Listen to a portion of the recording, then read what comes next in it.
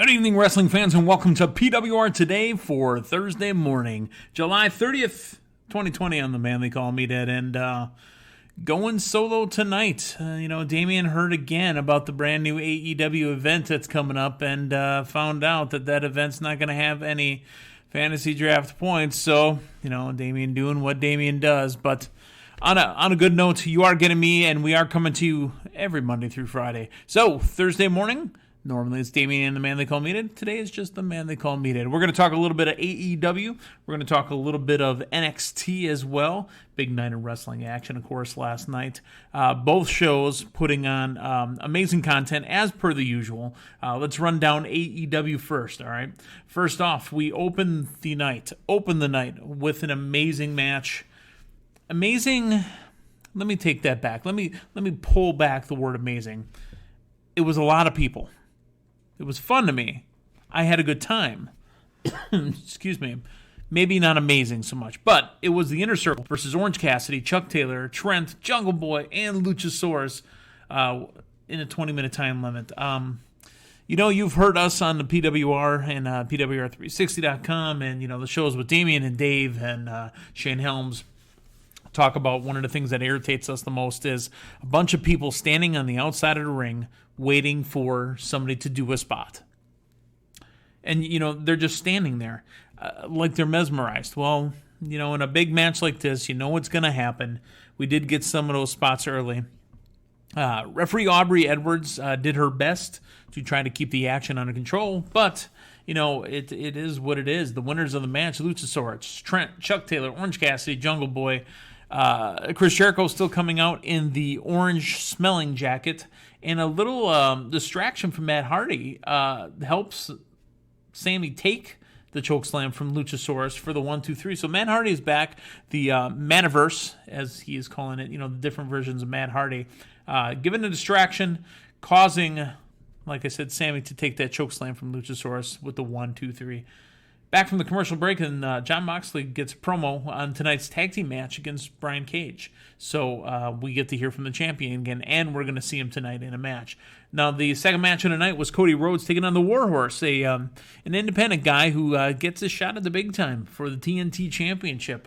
Warhorse, I thought, looked real good. I liked the Warhorse. I liked what his character was. Listen to Dave once in a while and listen to the other guys in the industry and in the business. You know what? I knew right away what Warhorse was about when he came out. This dude had long hair. He had King Diamond patches sewn onto his jacket, Judas Priest patches. This was a heavy metal dude that came out, and you could actually feel exactly what he was. It didn't help him win the match, obviously, so the winner and still TNT champion Cody Rhodes. After the match, Cody was beaten down by the Dark Order and Matt Cardona. Woo, woo, woo, you know it. Matt Cardona, formerly known as Zack Ryder from the Strong Island area of New York, comes down and saves Cody. So it took him a bit to get in there, but Matt Cardona now, his name, as no longer Zack Ryder, and he's in AEW. He's All Elite Wrestling. So happy to see that as well.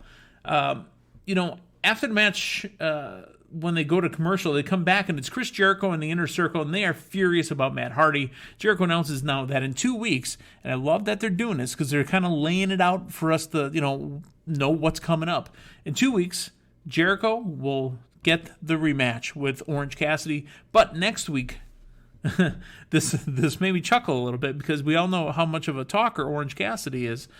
Next week, Jericho has challenged Orange Cassidy to a debate with a special moderator. He didn't announce who it was, but it's a special guest moderator. Jericho letting everybody know what kind of master orator he is. Not only is he demo god, this guy is just a trick of, jack of all trades. So next week, Chris Jericho, Orange Cassidy with a debate, because again, Orange talks so much. And then the week after that, the rematch, Jericho, Cassidy. I'm looking forward to it. We go to a video package that Jim Ross, JR, throws to with Tony Schiavone in a room, in conference room. It looks like conference room B or whatever it is. And it is the official contract signing of FTR. Okay, so Hangman comes in with whiskey to celebrate. you got Arn Anderson, the tag team specialist. So FTR is working with Arn on this one. Apparently they get 10 seconds on double team moves. So they got this big signing bonus. Really uneventful. And JR lets him know after. Tony, that was probably the best work you ever had there. Boy, as contract signings go, Tony Schiavone, you did a great job. I mean, whatever. I more enjoyed actually Jim Ross making fun of Tony for, the contract signing, because I don't know if Jim Ross booked that segment or what he did, but it seemed like he was kind of pooping on it, but whatever. I thought it was fine. Next up, we had Stu Grayson and Evil Uno from the Dark Order in a tag team title match against Kenny Omega and Hangman Adam Page from the AEW Tag Team Championship. Now, interesting to note here, long match started off with the Dark Order in the ring first. Hangman Adam Page coming out next. He gets jumped by the New Order. I almost said the New World Order. I meant the New World Order, the Dark Order. But he gets jumped by Dark Order. Kenny Omega's in the middle of his entrance, takes his sweet time. Oh, you know what? Looks like you're getting beat up. Hold on, I'll be right there. Finishes his entrance, pyro and the whole works. Then he scolds Hangman Adam Page about how you're just supposed to, wait together. And, maybe if they came to the ring together, that kind of stuff wouldn't happen. So, but a super long match. I'll tell you what, folks. Stu Grayson, Don't Call Me Dick Grayson, according to JR, and Evil Uno, those guys looked amazing. Now, that is their first official loss as a tag team in 2020. But holy smokes, did they look good. Other things to note, too, in this match, Mr. Brody Lee and Boom Colt Cabana made their way to ringside to commentary. Colt Cabana on ringside, or on commentary for the Dark Order. I hope this is coming. We didn't get it last night, but I hope this is coming. Orange Cassidy is still, Colt Cabana is still being Colt Cabana. Oh yeah, the Dark Order is great. I want to hear about what kind of mixers they have. If they have social get-togethers. I want to hear if, Mr. Brody Lee, he did say that Brody Lee was picking up the tab wherever they would go eat. I want to know if they have, fundraisers. I want to know what's going on in the Dark Order, that Brody Lee's showing him versus what, we're being sold as for the Dark Order. So I'm kind of excited to maybe get a little bit more out of Colt Cabana in the Dark Order. Maybe some comedy will come of it. Maybe it'll get over the Dark Order even more. We'll have to see. Winners of the match, still tag team champion, my boys, Kenny Omega and Hangman Adam Page. Now, as this match is over, Brody Lee thanks Kenny Omega for showing up to help his partner this time and says that, he likes things in his favor as far as the numbers. We get an announcement that next week it is going to be a 10-man tag. A 10-man, actually 12-man tag, because we had a 10-man today. We're going to have 3 teams, 6-on-6 next week. The Dark Order is going to have people. We've got everybody still showing up. It's funny that we struggle on Raw and SmackDown and sometimes NXT to see talents show up to, be on TV. We get all these new talents. And here they can put in 12 of their roster in one match. I find it kind of amazing. Shida takes on Diamante in a women's match. Diamante apparently working without a contract, so trying to earn her spot in AEW. Pretty quick one here. Shida with the win over Diamante. Now, Vicky Guerrero and Nyla Rose backstage in an interview on the women's tag team tournament, and apparently that Nyla Rose didn't have a partner, so it was drawn for her. So we'll have to see how that shakes out. Now, MJF comes out for the State of the Union address, or State of the Industry address is what it was called. Folks, if you haven't listened to this, I absolutely loved MJF on the microphone.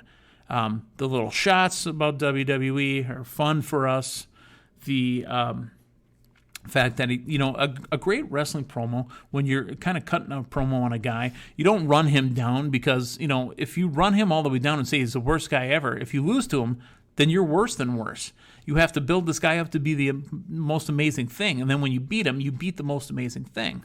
So MJF took the time and let us know that Jon Moxley has been an amazing champion, but it's time for change. # not my champion is what they're saying.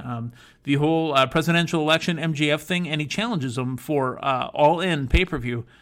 their big show. He challenges them for the heavyweight championship. MJF undefeated in AEW. I thought it was great. I thought it was great. Again, if you haven't seen it, go ahead and go back and watch it. Main event was Darby Allin and Jon Moxley versus Brian Cage and Ricky Starks.